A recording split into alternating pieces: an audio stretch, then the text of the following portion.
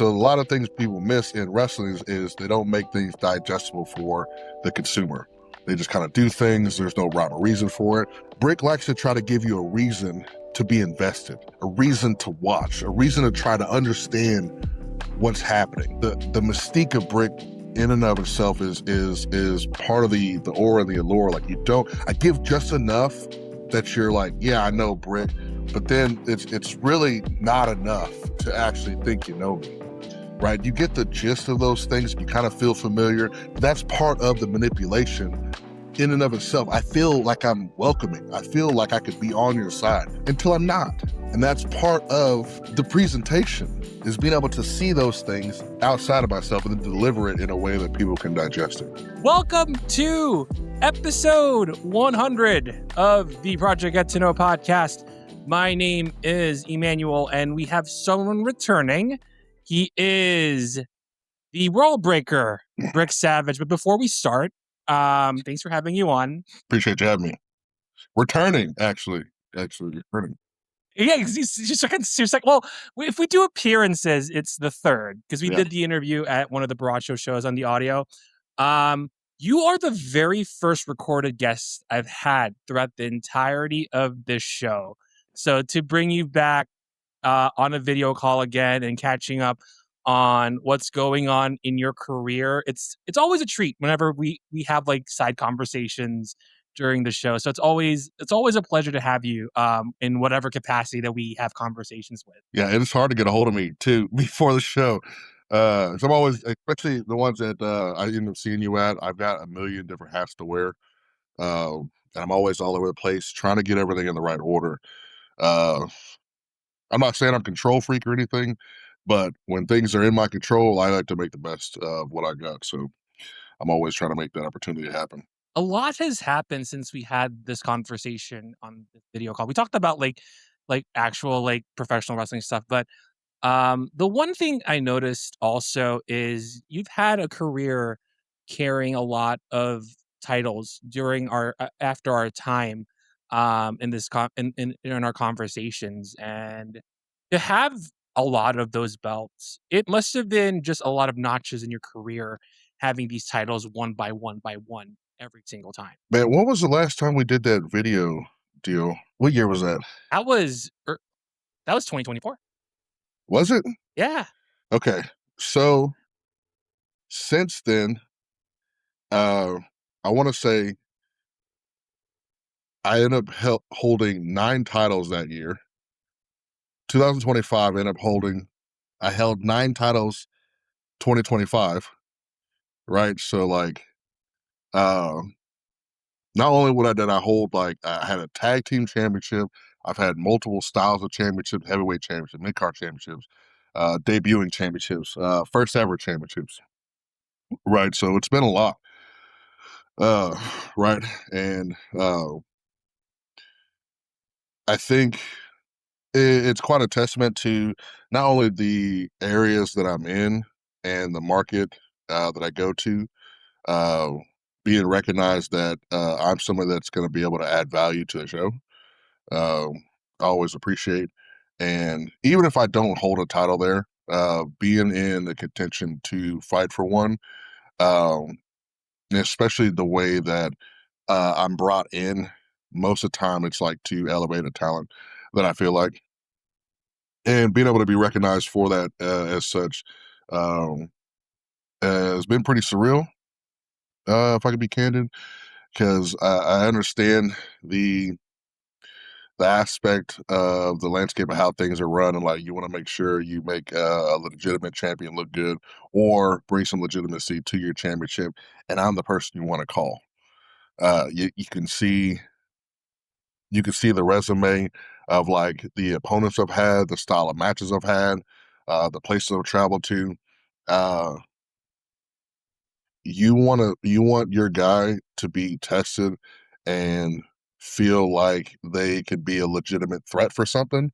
You put them in the ring with me and see where they're at, right? You can see if people can stand on their own 2 feet or if they crumble. Yeah. That's the test. What's nice about each of those titles, the ones that stood out to me because I think we talked about this on the audio interview. Um, the Heart of Texas Championship, because that one was kind of a nice little notch on your belt. And I think we're reiterating this question, but correct me if I'm wrong. But to have like the exclusivity within Heart of Texas and having like at that time, because I think you've moved on from Heart of Texas, is that correct? I haven't been there since I had the match with Kane Carter. Got it, got it. Because like having that the TV rights in Waco, because you are in Austin, because like that's the nice thing about like having your talents taken somewhere else. To have Waco as that pin for what you're doing things with Heart of Texas, it's nice to have that exclusivity whenever you have like a promotion saying this is the exclusive home of Rick Savage within Heart of Texas. Yeah, I'm a humble person for sure, but money talks, right? If you're gonna fork over the right amount of money for me to be able to do this thing, I'm open ears. I'll listen to you. And I was presented with an opportunity there, and I've been with HFT since 2022, I believe, if I'm not mistaken, right? And I gave them their So it first it, viral it took moment. time to build that. Their first viral moment. All right. They probably had some things pop off, I'm Oh. sure, but I gave them their first viral moment that's still going on to this day, right? I won the at that time was the ACW televised championship that turned into the HOT network title. Uh, right, won that. Uh, not too far off from my debut from them. Ended up being the first dual champion that they had. Um, and I want to say the only title I haven't won at HOT was the tag team championships at this point. So I won almost every title there. Oh, the Syntex championship. I don't know if that counts. Uh, that title floats around all over the place. But the ones at HOT, right, were the mainstays one. I put all the extra effort into the Hot Network Championship and brought the prestige to that one. Right, the um, the Hot Heavyweight Championship as well. I had such an incredible run with that one, not only with just the opponents, the places we went, and the storyline just in general was the best thing that they had. So Uh, now I didn't have much to say in regards to that storyline itself. I participated and was had a direction to go, and I made do with the materials that I had, and it turned out to be one of the best matches and storyline deals that they had throughout that year. So, when you give me the ball, I'm gonna be able to make the shot with it. The majority of the time, you just give me the tools, and I can cook. Yeah, exactly. How much of that work has been kind of like, okay, I know what my skill sets are, but to bring that value, how much of that has built over time that really led you to all of the titles that you've had during your time, whether it's in Bracho or in Heart of Texas or Uncanny? Like, how much of that skill set has really said, okay, this is what I can do. I'll bring it to whatever promotion that I'm doing. Well, this is the benefit that all these places get is that I put in all this extra effort and work in between the shows that they have, right? I don't just sit here and do the one show a month, the once every time they couple times they come into town, right? I'm out here doing 3 to 4 shows a weekend, right? Every week. So I'm building up that skill set, the towns that I'm going into. Some aren't as prolific as the others, but I get to get all these extra reps in, not only in between um the week before before my show runs go on the weekend, but all the extra shows I do in between those shows I get to for those places I had held titles with or about to hold titles with. I put in all the extra effort, and that's just a testament of just how much work I've put in over the last few years since my debut. Um, Not only with the uh, the highlights that I do, all the social media interaction I do with interacting with fans and talking and setting up stuff and delivering more personality through social media for when the people get to the show, they know what they're getting into.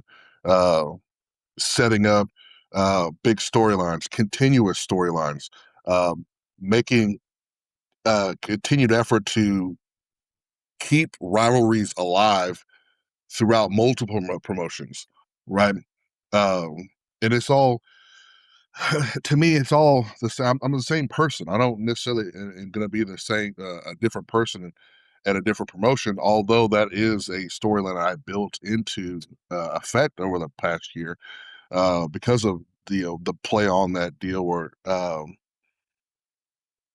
the joke that this person is a tag team person with so and so here, but they're over here fighting this person over here. I built that into a real storyline, and over across multiple promotions.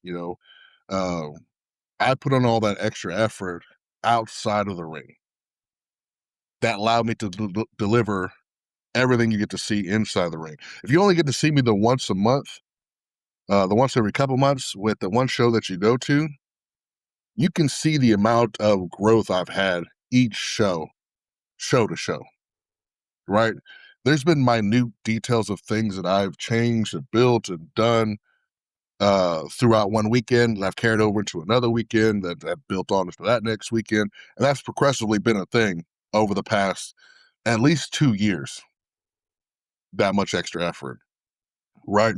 So if you only get to see me that once a month, you get to see like what looks like an exponential amount of growth to that next show. It just looks crazy. Like the threat gets bigger and bigger, right? So, uh, I think it's just a testament to how much effort and like thought process I put into things, how much detail I put into stuff, no matter how little the detail. I think so. It's not just a normal thing you get to run into with people on indies, and I don't even actually have to put in that much work of detail, but I do because I care. I like the way I'm presented, and I like being able to present myself as such. And um, I think that extra effort and detail makes me a little bit more relatable, even if you can't exactly put yourself in my shoes. There's some amount of relatability within what I do and how I present myself that you can feel a little bit like that. You can feel like you're on my side sometimes, or you can feel like maybe I should stay away a little bit more, right? You can feel it. And that's a big part I think about shows as well, is being able to feel the excitement through the person you're watching or the danger that they present, all that stuff feels real. Because what I like about how your character work is, because the very first show I went to, just as a fan, was Inspire EP at the time, and hopefully they'll come back Mhm. sometime this year. The one match that I enjoyed so much, and I never knew like what the indies. I just wandered into just buying a ticket like every other fan would. I've had Cavens tell his side. I've had Epi tell his side. I've heard Shimbashi tell his side. Tell us about that Hulk throw. And I know that it's one of those viral moments, kind of like with what Heart of Texas is doing. Tell us your side Mhm. of the story when that happened. Man, so it's really not as complicated as I'm about to make it sound. Um, Buzzkill right off the this it's not as complicated as I'm about to It's make like, it damn sound, it. Good. right? Because I came from a world where being that strong was just another Tuesday, right? I was one of the top powerlifters in the world, just absolutely strong for no ungodly reason, just because, right? I've done some feats of strength that nobody's done and hasn't done since. Right. So I've had this vision, if you will, this idea, because Hulk is definitely one of my favorite characters for sure. And um, Oh, I can tell. you know, and I had this vision of being able to do this move, and I was like, if anybody's gonna be able to do it, I can do it. I just have to figure out the mechanics of how this actually works. Right. And um, before that show, I've been wanting to do this move. I just couldn't figure out how to do it. Didn't know exactly. There's no put. I could just practice the fucking thing, so I didn't know exactly how I wanted to do it. and uh, I know I needed to create a moment in this match. So uh, it's not often I'm gonna peel the curtain back for things, but here I am. So when that was presented to me, uh, I figured I was gonna be able to do it to Cavens. He's a small guy. He's lightweight, right? There's very little error that could go wrong there. I should be able to do this thing. I just have to figure out how to do it. And I've done it to Exodus as well. I've done it to Epi as well. Exodus is the only one who's ever countered it, by the way. Uh, right? So I had to figure out how to be able to do this deal, and I told Cavens about it. Said I want to do this thing, and it starts off with me grabbing his ankle. But there's a trick to it. The thing is, I'm picking him up with the other hand, right? So I slap his chest and then turn my hand. So he has to grab. So I slap him. So he has to grab my hand in defense. So I turn my hand inside and catch his hands, right? So I still have a hold of his ankle and I catch his hands. And the trick is I throw him up with the one hand and then continue with the slam with the other hand. So it's still one-handed. I'm throwing it sounds more complicated than it is. So it's not just me grabbing him by his A ankle, guide. So the other hand's just like a guide. It's not motion. really like, He's got to get yeah, some it's a momentum guide. first. So I take the one hand that's on his chest and I curl him up and then throw him in the air. So while he's going in the air, I continue from that momentum. Basically, I just cheated like halfway through it. I threw him up with one hand and then continued it with the other. And throwing him down in that one motion. Right. So it looks gnarly and it's not really hard to catch when I tell it to you like that. But the gist of that deal is basically using one hand to start it and using the other one to finish. Is how not as complicated as I just made it sound, but I look. I love like every description from everybody. Cavens had one side of the story. He felt like something threw over the moon from him. Shimbashi's like, I'm out of here, I'm dodging. Epi was dodging, but to have like those moments, that's what I notice about wrestling, especially in the indies. It's all about presentation and knowing that once you start something, you're gonna commit because otherwise it won't be as impactful. You're like, oh, something's off. And I think part of your powerlifting background is showing that you do have the means and strength to pick someone from a Cavens to Exodus. I have to find the clip on that. I don't know. That one was pretty cool, but presentation is always everything for you when it comes to whether it's a move or a promo that you're doing. That's always been, from what I'm seeing, whether you're on socials or likewise, that's always been the key for you. the details matter to me. And I said, like, maybe I don't have to do all this. Maybe I don't need to do all the extra details and stuff. But I'm a big movie connoisseur and I like watching the ins and outs of how things are done. And I know a lot of people who are exactly the same way. So when you get to uh, see someone's thought process and how they got there, and you're watching, a lot of people watch a lot of reality TV. So I like to make things real and watch. And a lot of people like to watch a lot of fantasy stuff. And wrestling is fantasy in and of itself. So being able to watch my own product as a fan and try to dissect that and build upon that while simultaneously being able to tell that story so people can digest it and understand it. Right. So a lot of things people miss in wrestling is they don't make things digestible for the consumer. They just kind of do things. There's no rhyme or reason for it. Brick likes to try to give you a reason to be invested, a reason to watch, a reason to try to understand what's happening. The mystique of Brick in and of itself is part of the aura, the allure. Like I give just enough that you're like, yeah, I know Brick, but then it's really not enough to actually think you know me. right? You get the gist of those things. You kind of feel familiar. But that's part of the manipulation in and of itself. I feel like I'm welcoming. I feel like I could be on your side until I'm not. And that's part of the presentation is being able to see those things outside of myself and then deliver it in a way that people can digest it. Because what I like about your character, and we're going back to Inspire, because I think when the LLC was still Mhm. around, shout out Roxy, I kind of miss her too.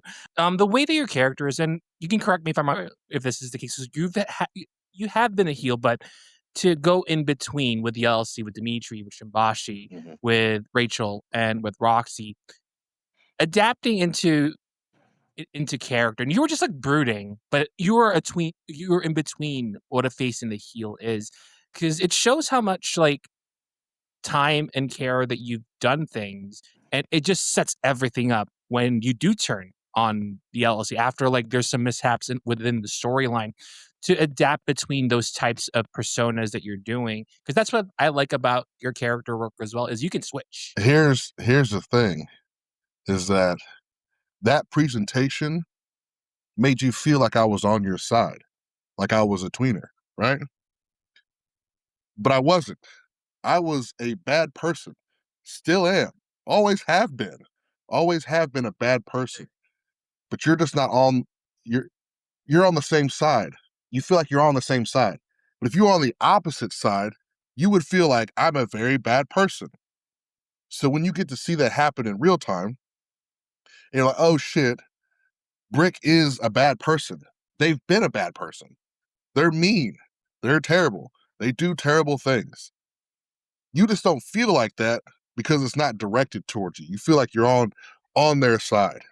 But if you're on the opposing side, even when I'm being a tweener, when you're on the opposing side, you feel like I'm being mean, I'm bad, and you feel all these things, right? I never changed that deal. I felt like I was on people's side. That's how you'd see it. I felt like I was on your side. I was on the good guys team, right? But there's a means to an end. There's a goal in mind. There's precision to be had, right? There's rules and stuff I've got to follow. And there's very few of those rules. But right, in trying to build these relationships and friendships, and you get to see that kind of like, in that fruition uh unfold, and you feel like as the consumer, you feel like you're on my side. But that's the problem. I was never on your side. I was never on those people's side. I was only on my side. There's only a side that I needed to get to, goal I needed to get to. Right. So that turn feels more personal. The betrayal hurts more. Right. But I was always, if you watched any of those matches, any of those setups from any of that stuff, and you see all my outbursts and things that were wrong with me, you knew it wasn't gonna go well. You knew it wasn't There gonna were go well. signs. Right? Whether I was playing nice for whatever reason, you knew it wasn't gonna go well. And I made sure those little things were in there, right? All those little details. Roxy give me the peanut M&Ms, right? That's a detail that Oh, yeah. That's that's a right. detail that was That's was right. spoken to about as like a myth, a lore about Brick Savage, right? That got brought into a real life storyline, into a thing that would help me calm down. It was one of the things I said. If you want to get on my good side, bring me a bag of peanut M&Ms. I'll leave you alone. I won't beat you up. I thought it was a red herring at the time. I was like, So people red would peanut constantly bring M&M me sounds like a those red for me herring. not to beat them up. Like staff, promoters, fans would always bring me those Oh, things. that's That thing cool. made it into a real life storyline instead of me crashing out and continuously beating up everybody who was around me because of that match. I calmed down and then started my friendship with Dimitri. It was right there. It was right there. It It's cool. was all there. Yeah. Like, I because I think when it got carried over to New Texas, that's where it's nice to have that crossover with the LLC and to know.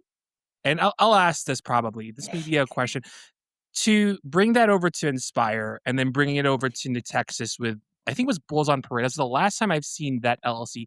Did that really change in terms of how you carry yourself in terms of how the LLC is like kind of like really spiritually successing from one promotion to another? See, the thing about that initial deal, that was set up with Inspire for a thing that never panned out. It never turned into what it was originally set up to be. Right. And this is me pulling it still back. That initial team up was set up as a team of Inspire versus the team of New Texas. Right. We turned into a little bit of a storyline where Dimitri was involved. We lost that match. I fought him. Rachel fought him. Shibashi fought him. Right. They all happened, but nothing ever came out of that thing. It all got put on the shelf. Me and Dimitri started teaming up. Right. And then it really wasn't addressed at all. So I brought it into a storyline. I brought the whole thing back into a storyline and melted uh, several branches from different promotions into one ordeal, right? So if you follow the documentary that I put out, there's a separate playlist of all the matches. That follows mostly my career over the past 3 years with Baracho that eventually turned into the multi-branch storyline from Inspired to New Texas to United to all those places in between. Right. So I built that whole deal. I brought that whole thing back and moved it forward into getting some closure because it just vanished. It never panned out to anything. So I did. So I turned it to that. Yeah, because you mentioned that too, and I think one of the more interesting parts of how you're doing things, whether on in the ring or if you're doing stuff on socials or in the promos, the White Room has been kind of as I was watching a little bit because you sent the file over this morning, I watched a little bit of it. Um, how is that different to a traditional promo on social? We see a lot of the pre-tapes, whether it's an EW or a WWE or stuff that you see from the indies. How is that different? Because it it felt, and I'll say this too, it's felt more of a vulnerable side of whether it's your character or anything likewise. You don't have to pull this one out and figure out what's going on. We'll keep it as vague as possible. How is that different to how traditional promo is done with the stuff that you're doing in the White Room? So this is more what I would consider a vignette mixed with a promo. Because the promo is not, if I'm not directionally promoting a specific match or a thing or what's happening, I'm just giving you a little insight of what's bridging these things together. Right. Here is a focal point of something that happened, a cause and effect. A cause and effect, right? You're getting to see these branches of things happen. We don't have the opportunity to have a 3 hour show where you get to have all these things happen where like, boom, here's this match, here's what happened after the match. Here's this attack that happened. Me going into this segment of thing. We don't have the opportunity of that. So I built that opportunity with my social media and building something you wanted to see, like, what the fuck is this? Where does this come from? Where is this going? Who's this affecting? Right. So I always love those aspects of like those big production things you get to see. And I had this idea for that, uh, being able to showcase what happens to me in between matches or what happens to my thought process of like how I build myself up from a loss or how I build myself up for in preparations to the next thing. And my mediation of getting better is to contemplate, to think, to build, to use that cerebralism to manipulate the situation into my favor. How could I build that deal? How can I build this psychological warfare into something? And that room, although it's called White Room Therapy in the vignette of it, it's a torture room. It's used to torture people, right? To get information out of them, not to keep information in, not to, it's isolating you and driving you insane, right? A few hours in the White Room would drive a normal person insane. And Brick used it as a meditation tool to think about their next step. That's how I stayed ahead of everything the whole time, right, and getting to where I needed to go until it was too much. Eventually, eventually, you see Brick crack after X amount of days being in there, right? So that was, I think, a great tool to help build up the gravity of all the things that were happening. Now, let me add this one more thing, that even if the White Room wasn't directly associated with a different promotion, because it was associated to this one storyline, even though it wasn't associated with a different promotion than the ones I had it assigned to, everybody watched it and asked me about it. So whenever I acted a certain way, that was the cause. That was the reason. When I had an outburst that was just like, where the hell did this come from? You get to look back and be like, okay, that makes sense. That makes sense. Is that whole the last, I don't know, 8 months, you can gradually see how insane I've been in several places, not just where that storyline was mainly. You could see it was getting bad everywhere I was going. No matter if you thought I was a good guy at this place or a bad guy at this place, you could see the grand core of everything unraveling over the last several months. And there is the reason. You could see that right there. Because I was thinking, because like mental health was probably like the bigger picture. Because thinking this, you brought that up, because Correct. how a person unravels and going through what they're going through and the way that it's set up, the way that it's flowing right through, it could be any show. It could be a new Texas show and then an episode of White Room Show, or if they harken back to, let's say, like an MPX show from like 5 years ago. Like, oh shoot, that makes sense with like with the White Room, with each of those episodes, because mental health is probably the more bigger forefront, because a lot of people like really face a lot of crap in life, and it's like you see that person in this case with what you're doing, it's just a slow unraveling of like sanity, but by the end of that series you realize like this is a person who's gone through hell.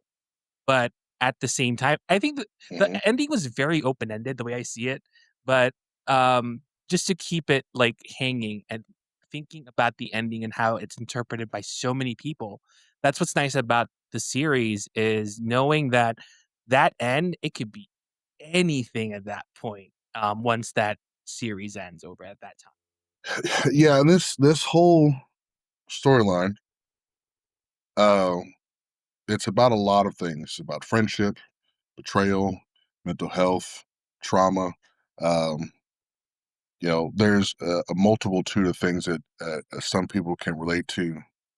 You know, in some form or fashion, and it's not just a wrestling match for sure. Uh, and mental health is definitely a big one, right? Because you have unchecked things, or you lose your friends. You don't have people you can reach out to. You can't do the things that you want to. Um, every turn you feel paranoid about a thing. You don't feel comfortable. You don't feel safe. You're not able to do your normal functions. And while these things in this wrestling ring in the storyline may be a bit exaggerated, sometimes it's not exaggerated for some people, right? So there's um, different aspects. Like I mentioned before, Brick has a mental disorder called IED, intermittent explosive disorder. Right, it's kind of similar to bipolar, right? But there's these small little outbursts you get to see, and these aspects of like when Brick is happy, things are going great, and things are fine. When stuff starts to not be in its right place or move in the way that Brick wants it to move, Brick tries to make a correction, and that cause leads to a different effect.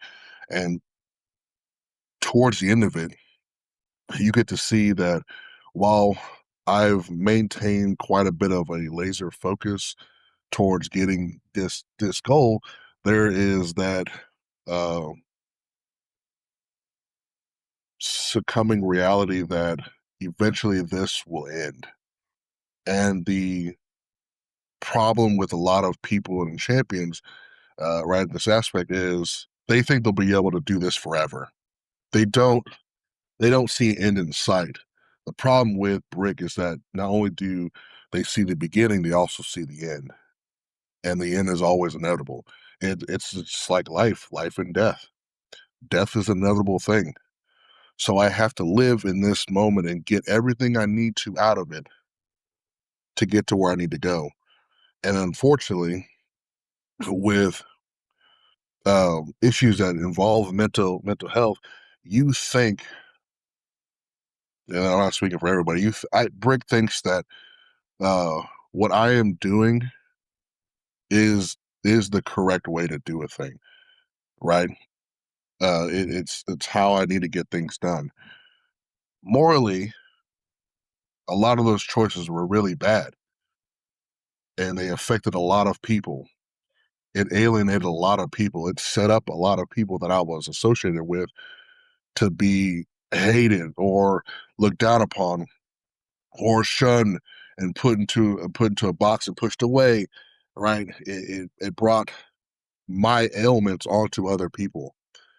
It brought down uh, the energy from a lot of people. Now, this is not saying like it didn't affect anybody's mood or canvas or anything, but those dom- that domino effect, right? That domino effect of this choice led to this one, which branched off to another two choices that just kept branching off and shattering, right, until it couldn't shatter no more. It would to where the uh now people say perception is reality, but reality is actually reality. That reality that I was living in was no longer feasible. I couldn't function properly. I couldn't think properly.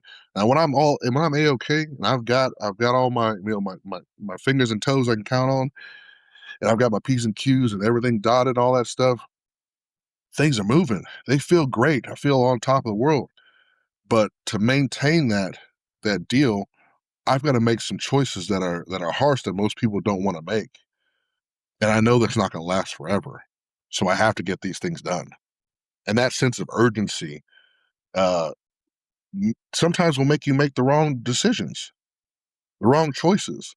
That you think that they're right in that moment, but they're not the right way to go about the thing. And I think that that whole storyline was so multifaceted. You can see all those different aspects of um, the effects it caused on me and the effects it caused on other people and the way it pushed other people to be better.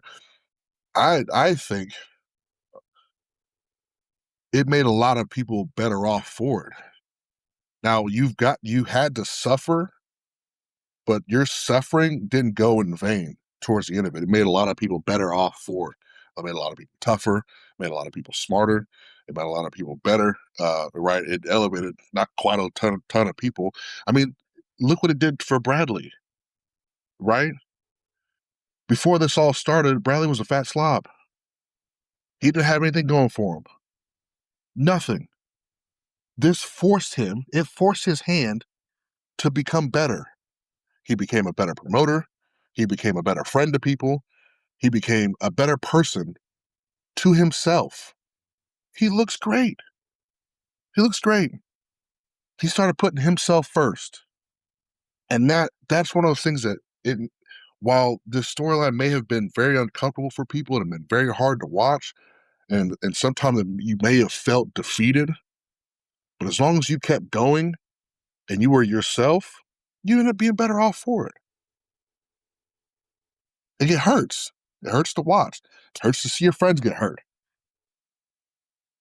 But they survived. And that's to me, that's a big part of mental illness is being able to have things happen to you, seek help, seek comfort in others, being able to come together for a common goal and seeing it happen and go through it, and just makes you a better person, better people, better group of community for it, right? So there's a lot of stuff that that storyline could be provided should do, and all those little ins and outs. So it's a cool deal. I thought it was unique and something that hasn't been done, and I just think that when you watch it through a different lens of a way, you get something else out of it each time you'd watch it, right? So you learn something new, or you felt a different way, or you could feel yourself in this person's shoes, and vice versa. So I feel like it's got a lot of rewatchability to it, and a lot of aspects you can get out of it. Must have been cathartic within this storyline because you found yourself with each of those episodes, and there must have been something that clicked while you were creating it and finding catharsis and sharing it to everybody. The last several months have been very difficult, very difficult. Uh, doing my work in the ring, I wouldn't say was difficult.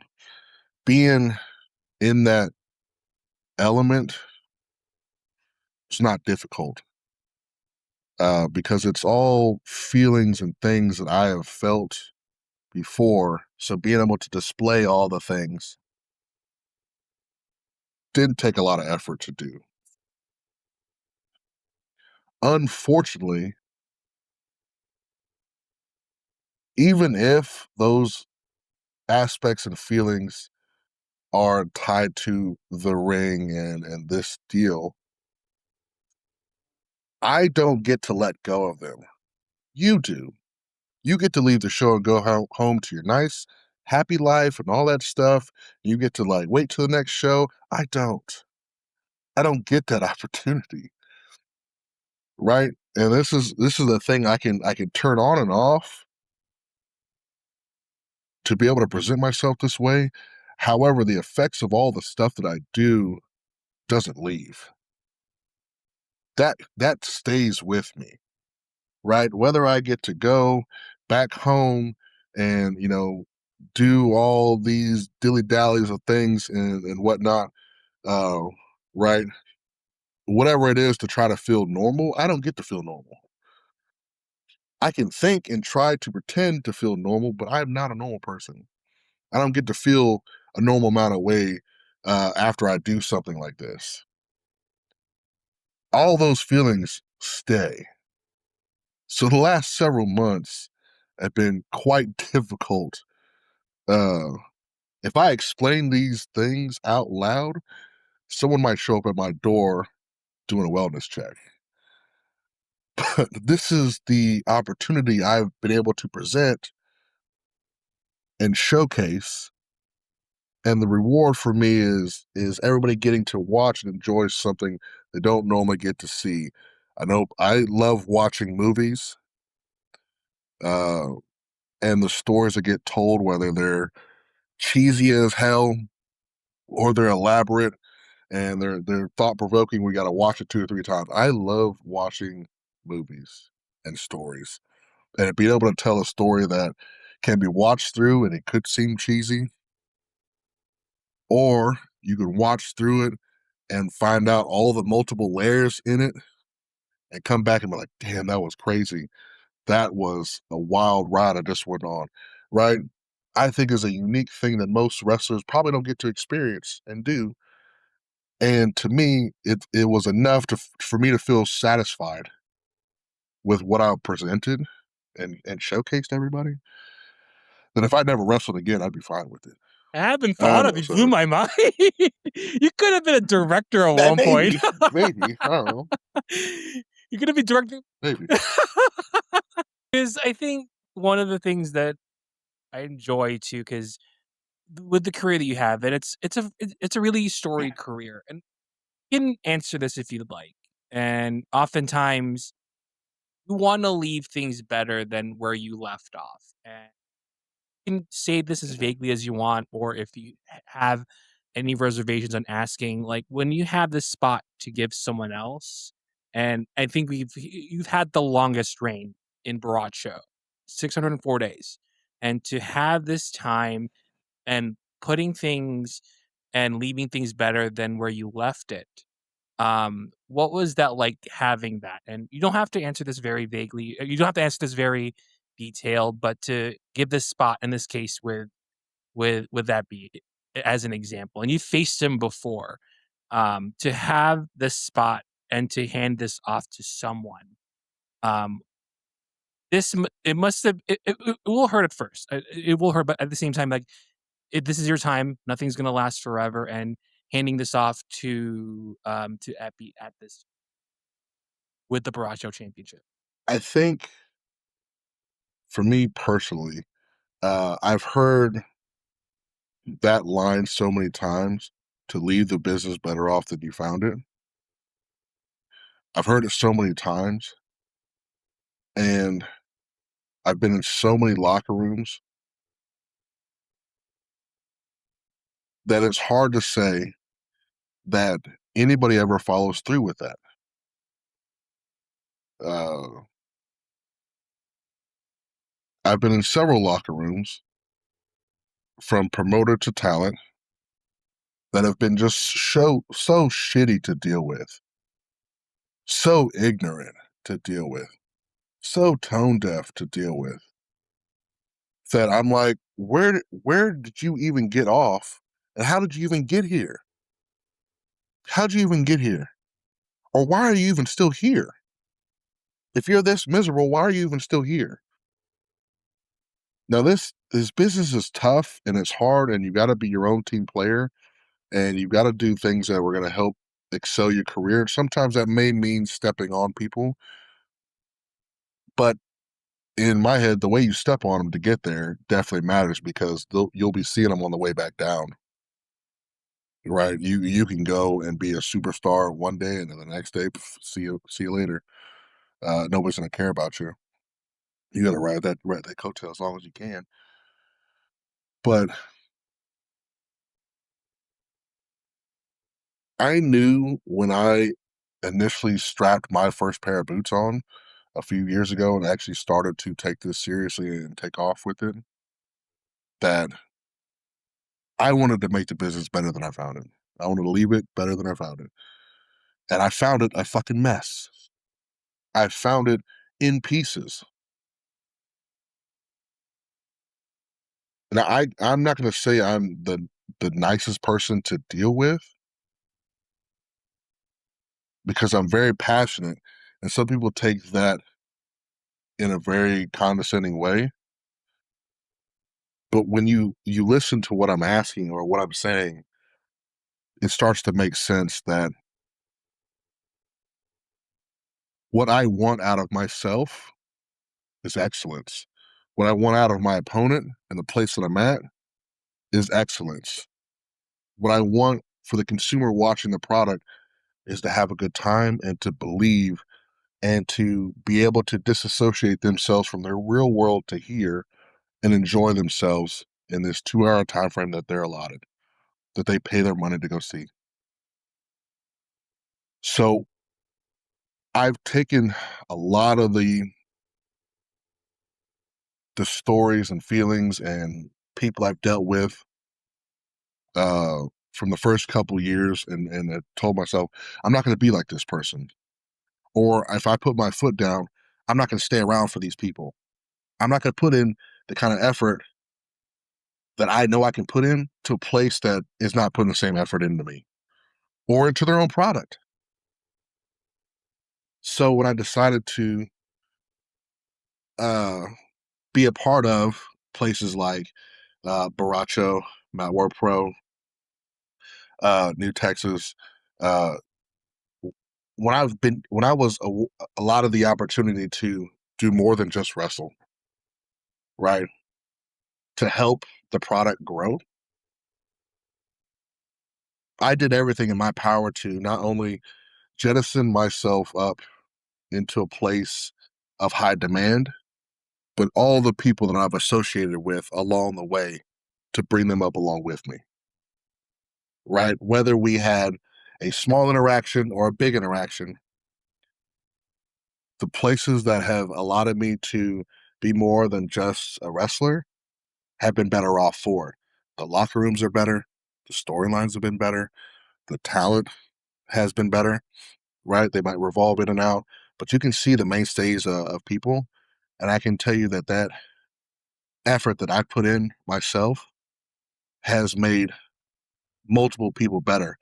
Even if I didn't have a direct contact with them or they weren't involved with the storyline, the fact remains that the presentation that I showed and was as champion and what it took not only to get there, what it took to carry the whole fucking place, and what it took to pass along that ideology to the next person, right?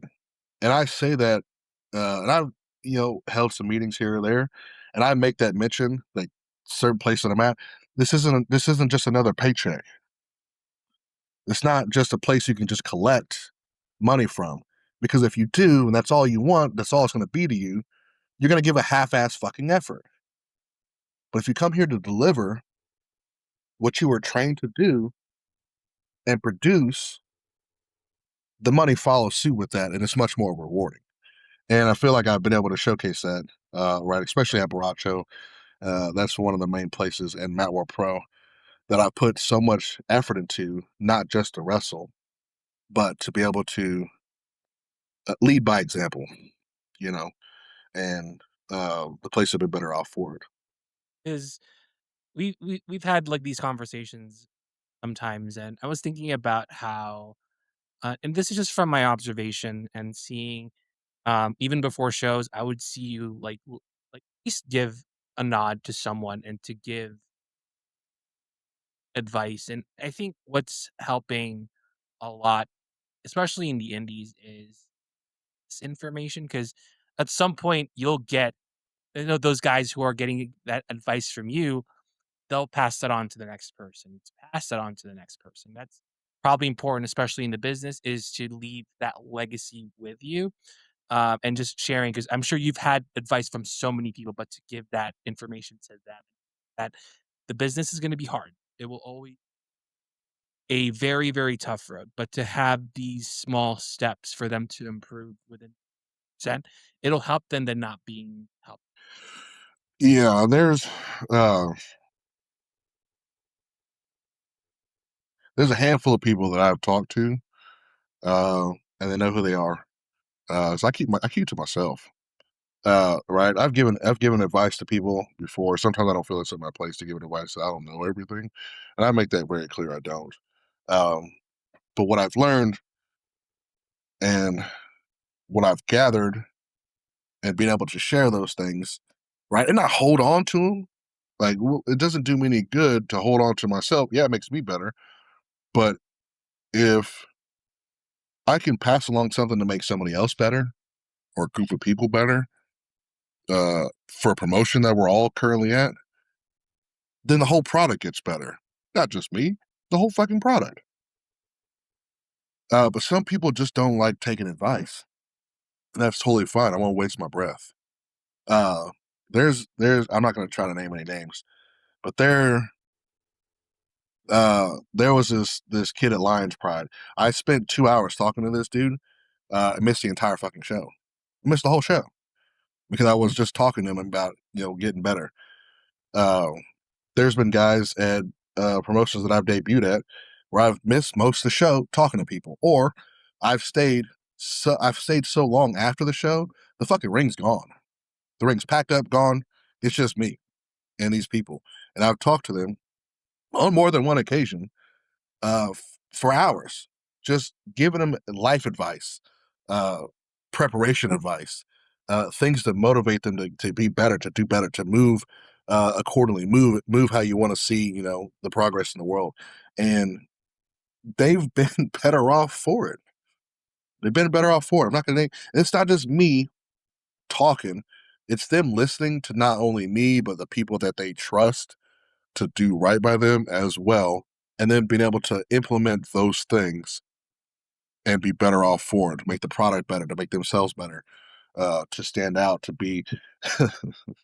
I want to name these people, but I don't. But like I said, it's not just me just doing this all on my own. It's me putting off that extra effort, this person putting this extra effort, them listening, taking that advice and be able to do those things and move along accordingly.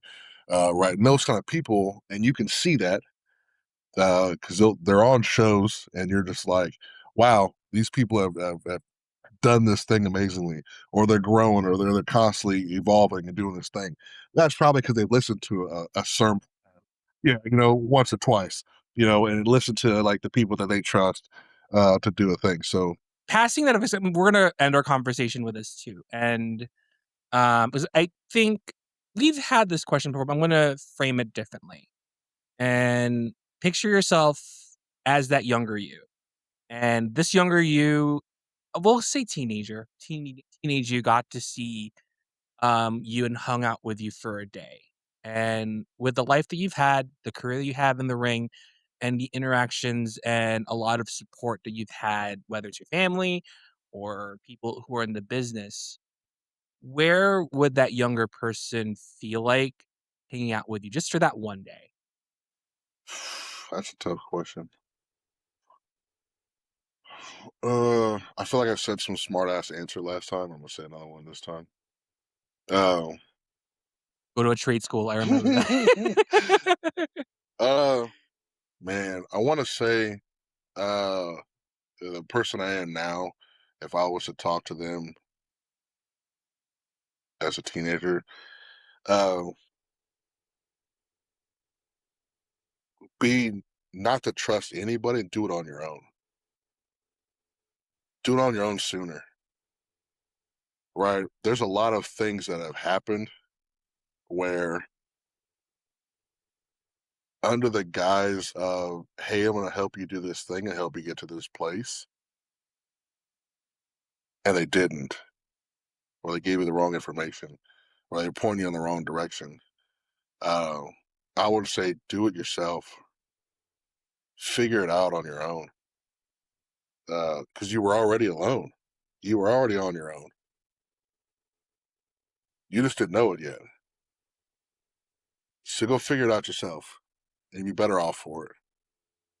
'Cause I think especially now it's been a long career that you've had, and, I'm honestly kind of, like, grateful to have, like, interactions with you, like, for, like, a short minute, and I do wanna give you flowers too, because like, you've had a long career and have that comeback 'cause I did wanna bring up the injury, but that's for another time, especially when you had time with, that injury, but to come back from that and knowing that wrestling was that outlet for you, um, that was, like, the first thing that I thought of when we had the video call from 2024, Jesus Christ, with our conversation with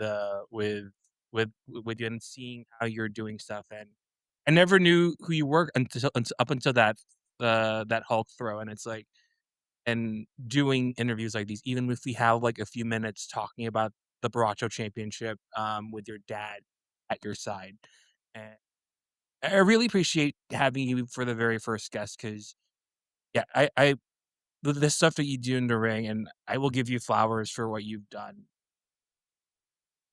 fully down the line, like, because 'cause you've had your previews Mhm. in AEW, and they got to see a preview of what's next, so and I really appreciate the time that you're really having on this, on this 100th episode. I appreciate you having me. Man, like I said the earlier, if I never get into a wrestling ring again at this point, I'm fine. I didn't have to do any of this. Didn't have to. I just think it was a cool thing to do. I didn't have anything to do. I could have been, I could have been staying at home for the past 4 years and not done a single thing and not have a care in the world. But I decided to do one last thing like this uh, in my lifetime, just to say I did it, and I did it. I did enough. I've done enough. I've made it. I've made it pretty far. I feel like if I continue, I can get to a place that I want to go. But I've done enough. I've done enough to feel satisfied, and I'm cool with how things have ended at this point. all the stuff that I've done, all the people I've touched, consensually, of course, in the ring, and You're gonna. I mean, that's that's there. right, just the way I phrased that was sounding. The climate we're in is crazy. You're right. That I've been. You like tiptoed your word, dude. You're like, nope, right. walk So like, slowly. I feel like all the things I've been able to do, and all the outlets I've been able to grow, and all the people I've helped grow along with me, I've done enough. I feel like I've done enough. I'm satisfied. The problem with that thing is that I never stay satisfied for long. So could I not return to the ring? Absolutely, and I'd be content with it. But I still feel like there are places I need to go, things I need to do that maybe, just maybe, I'll return and get to those things. But if I never do, I'm fine with it. I'm fine with it.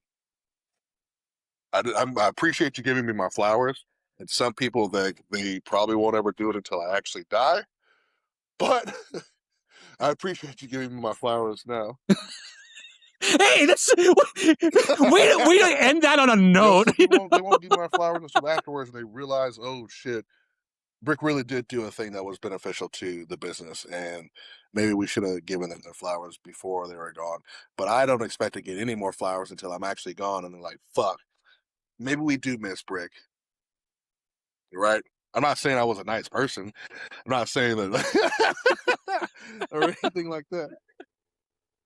Yeah. Kind. Yeah. Let's say kind. Yeah. Let's say You know. kind. Kind would be a better term for that. And it's one of those things like I'm content with how I've ended things, and I'm fine with it. So we'll see. There you go. So 100 episodes gone. Thanks for having you on. Next week, it's 101. So it will be a 101 Dalmatian episode. We might have a dog, who knows? But thank you so much, Vic, for having you on. And for those who are tuning in on YouTube, only it'll be YouTube for this episode. And for those who are tuning, thanks for the support. 100 episodes is a lot, but thank you for the ones who are listening wherever you're at. And next up is episode 101. So we'll see you on the next one. We'll end it right here.